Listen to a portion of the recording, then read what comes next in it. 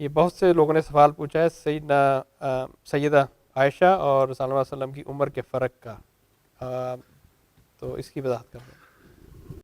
پہلے میں ایک اصولی بات آپ کی خدمت میں عرض کر دوں، اور وہ یہ کہ یہ جو سوال ہے یہ کوئی قرآن مجید کا سوال نہیں ہے، یہ محمد الرسول اللہ صلی اللہ علیہ وسلم کی قائم کردہ سنت کا سوال بھی نہیں ہے، یہ تاریخ کا سوال ہے۔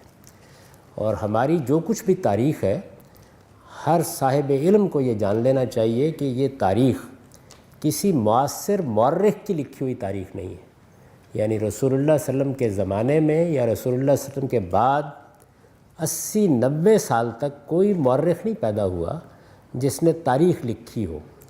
زبانی روایات سے یہ تاریخ 1 صدی بعد لکھی جانی شروع ہوئی ہے۔ یہ زبانی روایات لوگوں میں پھیلی ہوئی تھیں، یہی روایات ہیں جن کو بعد میں ہمارے محدثین نے چھان پھٹک کے رسالت مآب صلی اللہ علیہ وسلم کے زمانے کے تاریخی ریکارڈ کو مرتب کیا، یہی روایات ہیں جن کو ہمارے مورخین نے بعد میں اپنی کتابوں میں لکھا۔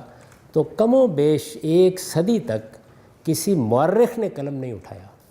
معاصر مورخ جب لکھتا ہے تو وہ ہر چیز کی تنقیح کرتا ہے، تحقیق کرتا ہے، وہ یہ جاننے کی کوشش کرتا ہے کہ واقعہ کیا ہے، کیونکہ اس کا ذہن مورخانہ ذہن ہوتا ہے۔ لوگ واقعات بیان کرتے ہیں، قصے بھی بن جاتے ہیں، کہانیاں بھی بن جاتی ہیں، انہی قصوں اور کہانیوں کے ذریعے سے بعد کے لوگوں نے کچھ تنقیح کر کے یہ سارا مواد مرتب کیا ہے۔ تو اس میں یہ روایت عام ہو گئی کہ سیدہ عائشہ رضی اللہ عنہا کی عمر نکاح کے وقت 6 سال تھی اور رخصتی کے وقت 9 سال تھی۔ میں نے اس پر میری کتاب مقامات میں آپ پڑھ سکتے ہیں، ایک آرٹیکل لکھ کے اس کے بارے میں کچھ سوالات سامنے رکھ دیے ہیں، اور اسی مواد کی بنیاد پر رکھ دیے ہیں جو ہمارے مورخین نے زبانی روایتوں سے مرتب کیا ہے۔ میں آپ کے سامنے بھی وہ مواد رکھ دیتا ہوں، اور پھر دیکھیے کہ کیا فی الواقع یہ بات معقول ہو سکتی ہے جو عام طور پر کہی جاتی ہے یا لکھی جاتی ہے یا مانی جاتی ہے۔ یہ سارا واقعہ جس طرح کہ یہ حضرات بیان کرتے ہیں، اور اگر کوئی شخص اس کی تحقیق کرنا چاہے تو جو تاریخ کی سب سے پہلی کتاب ہے وہ طبقات ابن سعد ہے، اس میں سیدہ عائشہ کے ترجمے میں اس کو دیکھ سکتا ہے۔ میں نے بھی اپنے آرٹیکل میں اس کے ضروری حصے نقل کر دیے ہیں۔ یہ واقعہ کیا ہے؟ یہ واقعہ یہ ہے کہ رسالت مآب صلی اللہ علیہ وسلم نے سب سے پہلے سیدہ خدیجہ سے شادی کی، ہر آدمی کو معلوم ہے۔ اس وقت حضرت صلی اللہ علیہ وسلم کی عمر 25 سال کے قریب تھی، اور سیدہ کی عمر کے بارے میں بتایا جاتا ہے کہ وہ بیوہ تھیں، ان کے بچے بھی تھے، 38-40 مختلف روایات ہیں۔ ایک طویل عرصہ تک وہی آپ کے نکاح میں رہیں، یہاں تک کہ 50 سال کی رسالت مآب صلی اللہ علیہ وسلم کی عمر ہو گئی، یعنی 25 سال کی رفاقت ایسے ہی رہی۔ وہ دنیا سے رخصت ہو گئی۔ ان سے دنیا سے رخصت ہونے کے بعد رسالت مآب صلی اللہ علیہ وسلم اپنے دعوتی کاموں میں بھی مصروف ہوتے تھے۔ اس زمانے میں کچھ معاش کی جد و جہد بھی کرنا پڑتی تھی، اور گھر میں بچے بھی تھے۔ تو کچھ ایسی شکل بن گئی کہ جس میں ان ساری ذمہ داریوں میں بڑی آزردگی آپ پر طاری رہنے لگی۔ سیدہ کی رفاقت سے محرومی کا بھی غم تھا۔ بیان کیا جاتا ہے کہ ایک صحابیہ حضرت خولہ رسالت مآب صلی اللہ علیہ وسلم کو کہیں راستے میں ملی، اور انہوں نے یہ کہا کہ یا رسول اللہ، میں عرصے سے یہ دیکھ رہی ہوں کہ آپ کی طبیعت بہت آزردہ سی رہتی ہے، اور آپ کچھ محتاج سے ہو کے رہ گئے ہیں، گھر در کو کوئی دیکھنے والا نہیں ہے، تو آپ شادی کیوں نہیں کر لیتے؟ تو رسالت مآب صلی اللہ علیہ وسلم نے یہ پوچھا کہ کیا کوئی رشتہ ہے؟ یعنی آپ کی عمر اس وقت 50 سال کی ہو چکی تھی، گھر میں چھوٹے بچے بھی تھے، گھر در کی ذمہ داریوں کے لیے بھی ظاہر ہے کہ آدمی کو بیوی کی ضرورت ہوتی ہے، رفاقت کے لیے بھی بیوی کی ضرورت ہوتی ہے۔ یعنی بیوی صرف اسی لیے تو نہیں ہوتی کہ آپ نے اس سے جنسی تعلق قائم کرنا ہے، وہ آپ کی زندگی کی رفیق ہوتی ہے۔ تو اس خاتون نے یہ کہا کہ میں اس کی ضرورت محسوس کرتی ہوں کہ اب آپ کے لیے کوئی رفیق حیات ہونا چاہیے، آپ کے معاملات کو دیکھے، کوئی بچوں کو سنبھالے۔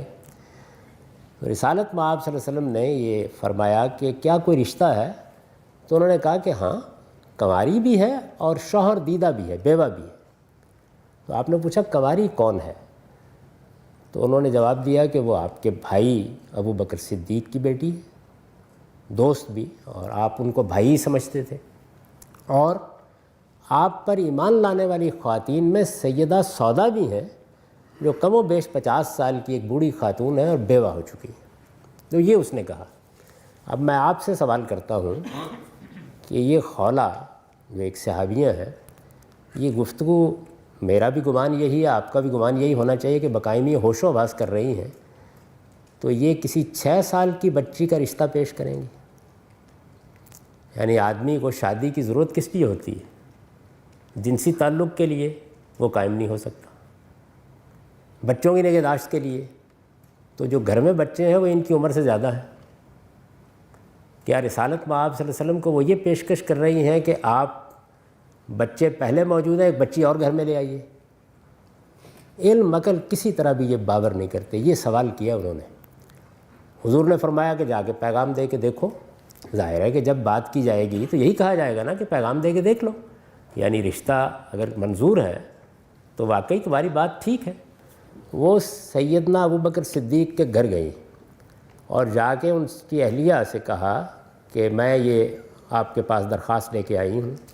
حضور نے یہ فرمایا ہے، اب جواب سنیے، وہ یہ کہتی ہیں کہ عائشہ کا رشتہ تو ہم کئی برس سے طے کر چکے ہوئے ہیں، لیکن وہ لوگ اب جب سے ہم مسلمان ہوئے ہیں رخصتی پر کچھ آمادہ نظر نہیں آتے۔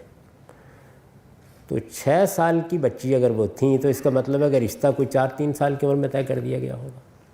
کیا علم عقل اس کو باور کرتے ہیں کہ ایسا ہو سکتا ہے؟